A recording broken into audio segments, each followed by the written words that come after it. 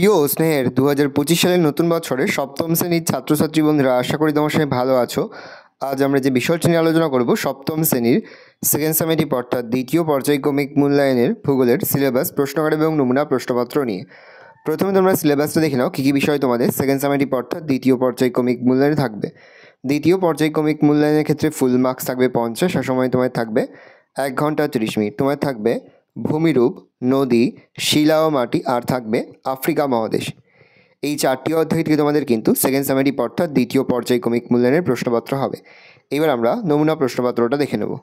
দেখো সরাসরি স্ক্রিনে তোমরা সপ্তম শ্রেণীর সেকেন্ড সামেটিভ অর্থাৎ দ্বিতীয় পর্যায়ক্রমিক মূল্যায়নের ভূগোলের কোশ্চেনটা দেখতে পাচ্ছ। ফুল মার্কস আমাদের রয়েছে 50, আর সময় তোমাদের রয়েছে 1 ঘন্টা 30 মিনিট। একে থেকে রয়েছে সঠিক উত্তর নির্বাচন করো যে কোনো 10টি, প্রতিটি প্রশ্নের মান 1 করে 1 × 10 = 10। প্রথম, গ্রস্ত উপত্যকা দেখা যায় ভঙ্গিল পর্বতে, স্তূপ পর্বতে, আগ্নেয় পর্বতে, ক্ষয়জাত পর্বতে। স্তূপ পর্বতে। পৃথিবীর প্রাচীনতম ভঙ্গিল পর্বত আরাবল্লী, সাতপুরা, হিমালয়, ফুজিয়ামা। উত্তরে আরাবল্লী। বদ্বীপ নেই এমন একটি নদী হলো কাবেরী, অ্যামাজন, ভাগীরথী, হুগলি, ইয়াং, সিকিয়াং। উত্তরে অ্যামাজন। নদীর ক্ষয়কার্যের ফলে সৃষ্ট একটি ভূমিরূপ হলো জলপ্রপাত, প্লাবনভূমি, অশ্বক্ষুরাকৃতি হ্রদ, বদ্বীপ। উত্তরে জলপ্রপাত। সিমেন্ট তৈরির কাজে লাগে ব্যাসল্ট, গ্রানাইট, কোয়ার্টজাইট, চুনাপাথর। সবচেয়ে বেশি জলধারণ ক্ষমতাযুক্ত মাটি পলি মাটি, দোআঁশ মাটি, বেলে মাটি, এঁটেল মাটি। আফ্রিকা মহাদেশের মোট দেশ বা রাষ্ট্র সংখ্যা হলো উত্তর হবে 56টি। কঙ্গো নদী আফ্রিকার পূর্ব, উত্তর, দক্ষিণ, পশ্চিম দিকে প্রবাহিত হয়েছে। দুটি পর্বতের মাঝে নিচু অংশকে উপত্যকা শৃঙ্গ, ভাঁজ, ঢাল বলে। উপত্যকা। পরে হচ্ছে দুটি নদীর মধ্যবর্তী স্থলভাগ হলো নদী অববাহিকা, দোআব, মোহনা, ধারণ অববাহিকা। উত্তরে দোআব। গ্রানাইট ও ব্যাসল্ট হলো আগ্নেয় শিলা, পাললিক শিলা, রূপান্তরিত শিলা, জৈব শিলা, আগ্নেয় শিলা। আসওয়ান বাঁধ নির্মিত হয়েছে 1901, 1902, 1915, 1912 খ্রিস্টাব্দে, 1902 খ্রিস্টাব্দে। 2000 রয়েছে 2-1 কথা উত্তর দাও যে কোনো 10টি, প্রতিটি প্রশ্নের মান 1 করে 1 × 10 = 10। একটি প্রাচীন ভঙ্গিল পর্বতমালার নাম লেখো। উত্তর হবে আরাবল্লী। ভারতের একটি স্তূপ পর্বতের নাম লেখো। সাতপুরা। ভারতের একটি অন্তর্বাহিনী নদীর নাম লেখো। উত্তর হবে লুনি। গঙ্গা নদী কোন হিমবাহ থেকে উৎপত্তি লাভ করেছিল? গঙ্গোত্রী হিমবাহ। তাজমহল কোন শিলা দিয়ে তৈরি? মার্বেল পাথর। পৃথিবীর বৃহত্তম উষ্ণ মরুভূমির নাম কি? উত্তর হবে আফ্রিকার সাহারা মরুভূমি। আফ্রিকা মহাদেশের সর্বোচ্চ শৃঙ্গের নাম কি? উত্তর হবে মাউন্ট কিলিমাঞ্জারো। ভারতের বৃহত্তম মালভূমির নাম কি? উত্তর হবে দাক্ষিণাত্য মালভূমি। জাপানের একটি আগ্নেয় পর্বতের নাম লেখো। উত্তর হবে ফুজিয়ামা। ভি আকৃতির নদী উপত্যকা কী বলে? উত্তর হবে গিরিখাত। হচ্ছে পৃথিবীতে সর্বপ্রথম কোন শিলা সৃষ্টি হয়েছে? উত্তর হবে আদিশিলা বা প্রাথমিক শিলা। পরের প্রশ্ন, আফ্রিকা মহাদেশের পূর্ব দিকে কোন সাগর অবস্থিত? হবে ভারত মহাসাগর। তিনি লিখিত প্রশ্নগুলির সংক্ষিপ্ত উত্তর যে কোনো 4টি, প্রতিটি প্রশ্নের মান 2 করে 2 × 4 = 8। প্রথম, ভঙ্গিল পর্বত কাকে বলে? উত্তর লিখবে ভূপৃষ্ঠের অবনমিত অঞ্চলে সঞ্চিত কোমল পাললিক শিলাস্তরে প্রবল ভূয়ালনের ফলে সৃষ্ট অনুভূমিক পার্শ্বচাপের প্রবল ভাঁজ পড়ে তরঙ্গাকারে যে পর্বতের সৃষ্টি হয় তাকে ভঙ্গিল পর্বত বলে। উদাহরণ: এশিয়ার হিমালয়, দক্ষিণ আমেরিকার আন্দিজ, ইউরোপের আল্পস, উত্তর আমেরিকার রকি পর্বতমালা প্রভৃতি। স্তূপ পর্বত কাকে বলে? প্রবল মহীভাবক ভূয়ালনের ফলে শিলাস্তরে কোথাও সংকোচন বা সংনমন, আবার কোথাও টান বা প্রসারণের জন্য ভূপৃষ্ঠের চ্যুতি সৃষ্টি হয়।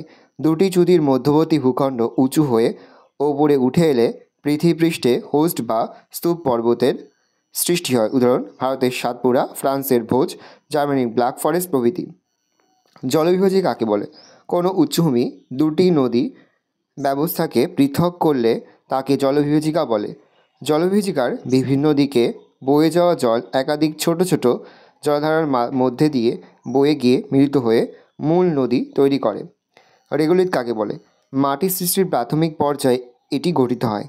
মাটি সৃষ্টি হওয়ার আগে বিভিন্ন প্রাকৃতিক শক্তি দ্বারা শিলার উপরিভাগ ক্ষয়প্রাপ্ত হয়ে কখনো মূল শিলার ওপর অথবা অন্যত্র চলে গিয়ে এই ক্রমাগত ক্ষয়প্রাপ্ত শিলা ভূমির ওপর যে শিথিল আস্তরণ তৈরি করে তাকে রেগোলিথ বলে। হামাদা ওয়াদি কাকে বলে? যেসব অঞ্চল শক্ত পাথরে ভর্তি, বালির অস্তিত্ব চোখেই পড়ে না, তা হলো হামাদা। সোহারার বেশিরভাগ নদীগুলো আটলাস পর্বত ও মধ্যভাগের উচ্চভূমি থেকে সৃষ্টি হয়েছে, তবে নদীগুলো বেশিরভাগই শুকনো নদীর খাতগুলো হলো ওয়াদি। পরের প্রশ্ন, আন্তর্জাতিক নদী কাকে বলে? যে নদী একাধিক দেশের মধ্যে দিয়ে প্রবাহিত হয় তাকে আন্তর্জাতিক নদী বলে। অর্থাৎ আন্তর্জাতিক নদী এক দেশ থেকে উৎপন্ন হয়ে পার্শ্ববর্তী অন্য এক বা একাধিক স্বাধীন দেশের ওপর দিয়ে প্রবাহিত হয়। যেমন এশিয়া মহাদেশের সিন্ধু, গঙ্গা, ব্রহ্মপুত্র, ইউরোপ মহাদেশের দানিউব, রাইন, আফ্রিকা মহাদেশের নীল নদ প্রভৃতি হলো আন্তর্জাতিক নদী। রূপান্তরিত শিলা কাকে বলে? প্রাথমিক বা আদি শিলা, আগ্নেয় শিলা ও পাললিক শিলা অনেক সময় ভূগর্ভে প্রচণ্ড তাপ, ওপরের শিলাস্তরের চাপ, রাসায়নিক বিক্রিয়া অথবা ভূ আন্দোলনের ফলে পরিবর্তিত ও কেলাসিত হয়ে এক নতুন ধরনের শিলা গঠন করে। তাকে রূপান্তরিত বা পরিবর্তিত শিলা বলে। উদাহরণ: গ্রানাইট থেকে নিস, ব্যাসল্ট থেকে অ্যাম্ফিবোলাইট, কাদাপাথর থেকে স্লেট, বেলে পাথর থেকে কোয়ার্টজাইট, চুনাপাথর থেকে মার্বেল প্রভৃতি। বারখান কি? মরু অঞ্চলে বায়ুর সঞ্চয়কার্যের ফলে বায়ুর প্রবাহ পথে তির্যকভাবে বা আড়াআড়িভাবে সৃষ্ট অর্ধচন্দ্রাকৃতি বালিয়াড়িকে বারখান বা তির্যক বালিয়াড়ি বলে। ওয়াদি কাকে বলে? সারা মরু অঞ্চলে শুষ্ক ও শুষ্কপ্রায় নদী উপত্যকাগুলিকে ওয়াদি বলে। এই নদীখাতগুলিতে স্বল্পকালীন বৃষ্টিপাতের প্রভাবে কখনো কখনো সামান্য জল লক্ষ্য করা গেলেও কিছু দূর অগ্রসর হয়ে এই জল বালির মধ্যে হারিয়ে যায় বা অদৃশ্য হয়ে যায়। 4 দাগে রয়েছে নিম্নলিখিত প্রশ্নগুলির উত্তর দাও। যে কোনো 4টি, প্রতিটি প্রশ্নের মান 3 করে, 3 × 4 = 12। কেবলমাত্র ভঙ্গিল পর্বতেই ভাঁজ দেখা যায় কেন? ভূত্বক গঠনকারী দুটি অভিসারী পাত অ্যাটমসফিয়ারে ভাসমান অবস্থায় যখন একে অন্যের দিকে এগিয়ে আসে বা আসতে থাকে তখন এদের মধ্যবর্তী অংশে দীর্ঘদিন ধরে সঞ্চিত পলিরাশিতে ভাঁজ পড়ে তনাকারে যে পর্বতের সৃষ্টি হয় তাকে ভঙ্গিল পর্বত বলে। উদাহরণ: এশিয়ার হিমালয়, দক্ষিণ আমেরিকার আন্দিজ, ইউরোপ মহাদেশের আল্পস, উত্তর আমেরিকার রকি পর্বতমালা প্রভৃতি। পরের প্রশ্ন: অশ্বক্ষুরাকৃতি হ্রদ কাকে বলে? নদীর বাঁকের একদিকে জলস্রোত বেশি থাকে, তার উল্টো দিকে সঞ্চয় বেশি হয়, ফলে নদী এক পার ভাঙে অন্য পার গড়ে। নদীর বাঁকের পরিমাণ বাড়লে বা নদীতে জল বাড়লে কখনো কখনো নদী বাঁকের একটা অংশ মূল নদী থেকে আলাদা হয়ে যায়। এই আলাদা হওয়া অংশটা ঘোড়ার খুরের মতো দেখতে হয় বলে একে অশ্বক্ষুরাকৃতি হ্রদ বলে। মাটি কিভাবে সৃষ্টি হয়? মাটির সৃষ্টিকে কয়টি পর্যায়ে ভাগ করা যায়? 1. মাটির দানার সৃষ্টি। শিলা থেকে বিভিন্ন প্রাকৃতিক প্রক্রিয়ায় চূর্ণ বিচূর্ণ হয়ে মাটির খনিজ পদার্থ তৈরি হয়। এই খনিজ পদার্থগুলি নদী, বাতাস প্রভৃতি দ্বারা পরিবাহিত হয়ে এক স্থানে সঞ্চিত হয়। 2. জৈব পদার্থের সংযুক্তি। মাটির অন্যতম প্রধান উপাদান জৈব পদার্থ। প্রধান উদ্ভিদ ও প্রাণীর দেহাবশেষ ও দেহজাত পদার্থ খনিজের সঙ্গে যুক্ত হয়। 3. সময় সাপেক্ষে। ওপরের প্রক্রিয়াগুলি বহু সময় ধরে চলে, অর্থাৎ মাটির সৃষ্টিতে সময়ের ভূমিকাও মুখ্য। পরের প্রশ্ন: মিশরকে নীল নদের দান বলা হয় কেন? নীল নদের ধারে গড়ে ওঠা প্রাচীন মিশরীয় সভ্যতার কথা আমরা জানি। সভ্যতা গড়ে ওঠার জন্য জলের যোগান থাকাটা ভীষণ জরুরি। সেই কারণেই প্রাচীন মানব সভ্যতাগুলোর বেশিরভাগই নদী কেন্দ্রিক। নীলনদ অববাহিকা আফ্রিকা মহাদেশের এক অতি গুরুত্বপূর্ণ অঞ্চল। মিশর দেশটি নীলনদ দ্বারা বিশেষভাবে উপকৃত। নীলনদ যদি না থাকতো তাহলে মিশর সাহারা মরুভূমির অংশ হয়ে যেত। কৃষি, পশুপালন, জলসেচ, জলবিদ্যুৎ, পরিবহন, শিল্পোন্নতি, অর্থনৈতিক সমৃদ্ধির ক্ষেত্রে নীলনদের অবদান অপরিসীম। এক কথায় মিশরের যা কিছু সমৃদ্ধি তা নীলনদের জন্যই, তাই মিশর হলো নীলনদের দান। বদ্বীপ কীভাবে সৃষ্টি হয়? নদীর নিম্নপ্রবাহে সৃষ্ট অন্তিম সঞ্চয়জাত ভূমিরূপ হল বদ্বীপ। নদীর মোহনা সংলগ্ন স্থানে ভূমির ঢাল ও জলস্রোতের গতিবেগ প্রায় না থাকার জন্য নদী দ্বারা বাহিত পদার্থসমূহ সেখানকার অগভীর সমুদ্রবক্ষে সঞ্চিত উঁচু হয়ে মাত্রাহীন বাংলা ব অক্ষরের ন্যায় যে নতুন ভূমিরূপ সমুদ্রপৃষ্ঠের ওপর জেগে ওঠে তাকে বদ্বীপ বলে। এছাড়াও নদীর মিষ্টি জলবাহিত পদার্থসমূহ সমুদ্রের লবণাক্ত জলের সংস্পর্শে এসে অতি দ্রুত জোটবদ্ধ হয়ে ভারী হয় বদ্বীপ গঠনে সাহায্য করে। যেমন গঙ্গা, ব্রহ্মপুত্র বদ্বীপ বা নদীর মিলিত বদ্বীপ হলো পৃথিবীর বৃহত্তম বদ্বীপ। ভেল্ট কি? আফ্রিকা মহাদেশের সর্বদক্ষিণে দক্ষিণ আফ্রিকার কালাহারি মরুভূমির পূর্ব দিকের উচ্চভূমিতে অবস্থিত নাতিশীতোষ্ণ তৃণভূমি স্থানীয় ভাষায় ভেল্ট নামে পরিচিত। এই তৃণভূমির ঘাসগুলি ছোট ছোট ও নরম প্রকৃতির হয়। ঘাসের পাতায় কাঁটা থাকে না, ফলে পশুচারণের ক্ষেত্রে আদর্শ। এই তৃণভূমির উৎকৃষ্ট ঘাসগুলি হলো আলফা, হে, ক্লোভার, স্পাটো প্রভৃতি। এই তৃণভূমিতে প্রচুর পরিমাণে গবাদি পশু ও ঘোড়া পালন করা হয়। পশুপালনের উন্নতির জন্য ডেয়ারি ফার্ম, পশম শিল্প, চর্মশিল্প প্রভৃতি উন্নতি ঘটেছে।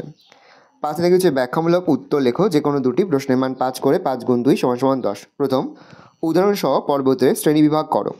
উৎপত্তি ও গঠন অনুসারে পর্বতকে 4টি ভাগে ভাগ করা যায়, যথা ভঙ্গিল পর্বত, স্তূপ পর্বত, আগ্নেয় পর্বত বা সঞ্চয়জাত পর্বত, অবশিষ্ট পর্বত বা ক্ষয়জাত পর্বত। ভঙ্গিল পর্বত, পাললিক শিলায় ভাঁজ পড়ে বহুদূর বিস্তৃত যে পর্বতের সৃষ্টি হয় তাকে ভঙ্গিল পর্বত বলে। উদাহরণ, ভারতের হিমালয়, উত্তর আমেরিকার রকি, দক্ষিণ আমেরিকার আন্দিজ প্রভৃতি। স্তূপ পর্বত, শিলায় ফাটল ও চ্যুতির ফলে চ্যাপ্টা চূড়াবিশিষ্ট অল্পদূর বিস্তৃত যে পর্বতের সৃষ্টি হয় তাকে স্তূপ পর্বত বলে। উদাহরণ, ভারতের সাতপুরা, ইউরোপের ব্ল্যাক ফরেস্ট প্রভৃতি। আগ্নেয় বা সঞ্চয়জাত পর্বত, ভূ অভ্যন্তরস্থ ম্যাগমা লাভারূপে নির্গত হয়ে সঞ্চয়ের ফলে শঙ্কু আকৃতির জ্বালামুখযুক্ত অল্প বিস্তৃত যে পর্বতের সৃষ্টি করে তাকে আগ্নেয় বা সঞ্চয়জাত পর্বত বলে। উদাহরণ, ভারতের ব্যারেন, জাপানের ফুজিয়ামা, ইটালির ভেসুভিয়াস প্রভৃতি। 4, অবশিষ্ট বা ক্ষয়জাত পর্বত, প্রাচীন কোনো পর্বত বিভিন্ন বহির্জাত শক্তির ক্ষয়ের প্রভাবে বহু বছর ধরে উচ্চতা হ্রাসপ্রাপ্ত হয়ে অবশিষ্ট বা ক্ষয়জাত পর্বতে পরিণত হয়। উদাহরণ, ভারতের আরাবল্লী, উত্তর আমেরিকার অ্যাপেলেশিয়ান প্রভৃতি হলো ক্ষয়জাত পর্বত। পর হচ্ছে মৃত্তিকা সৃষ্টির 5টি নিয়ন্ত্রকের ভূমিকা আলোচনা করো। শিলা, ভবিষ্যতে মাটি কেমন হবে তা নির্ভর করে শিলার প্রকৃতির ওপর, তবে জলবায়ু উদ্ভিদ মাটি তৈরিকে প্রভাবিত করে। জলবায়ু মাটি তৈরিতে বিশেষ ভূমিকা নেয়।